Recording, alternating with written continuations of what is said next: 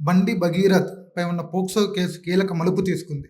ఈ కేసులో భగీరథ్కు తెలంగాణ హైకోర్టు షరతులతో కూడిన బెయిల్ మంజూరు చేసింది. అయితే ఇది పూర్తి స్వేచ్ఛ కాదు. అసలు ఈ కేసులో కోర్టు విధించిన కఠిన షరతులు ఏంటి?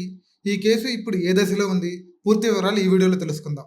రాష్ట్రంలో సంచలనం సృష్టించిన బండి భగీరథ్ పై నమోదైన పోక్సో కేసులో తెలంగాణ హైకోర్టు కీలక తీర్పు ఇచ్చింది. బండి సాయి భగీరథ్ దాఖలు చేసిన రెగ్యులర్ బెయిల్ పిటిషన్ విచారించిన హైకోర్టు షరతులతో కూడిన బెయిల్ మంజూరు చేసింది. కోర్టు ఆదేశాల ప్రకారం ₹1,00,000 చొప్పున 2 వ్యక్తిగత పూచీకత్తులు సమర్పించాలి. దర్యాప్తు అధికారులకు పూర్తిగా సహకరించాలి. కేసు విచారణకు ఎలాంటి ఆటంకం కలిగించకూడదు. మరీ ముఖ్యంగా ఈ కేసులోని సాక్షులకు ఎట్టి పరిస్థితుల్లోనూ ప్రభావితం చేయకూడదని హైకోర్టు స్పష్టం చేసింది. ఈ కేసు నేపథ్యం చూసి ఒక మైనర్ బాలిక తల్లి ఇచ్చిన ఫిర్యాదు మేరకు పేట్ బషీర్బాద్ పోలీస్ స్టేషన్లో పోక్సో చట్టం కింద కేసు నమోదైంది. దర్యాప్తు అనంతరం మే 16న పోలీసులు బండి సాయి భగీరథ్ను అరెస్ట్ చేసి రిమాండ్కు తరలించారు. అప్పటి నుంచి ఆయన చల్లపల్లి కేంద్ర జైలులో జ్యుడిషియల్ కస్టడీలో ఉన్నారు.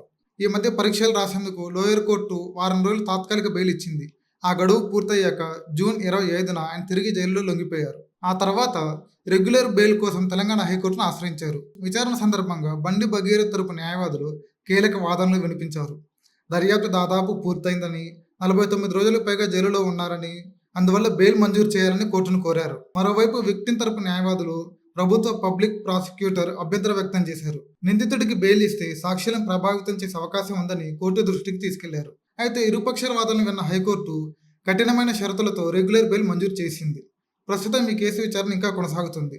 తదుపరి విచారణ కోర్టు ముందు మరిన్ని అంశాలు వెలుగులోకి వచ్చే అవకాశం ఉందని విశ్లేషకులు చెబుతున్నారు.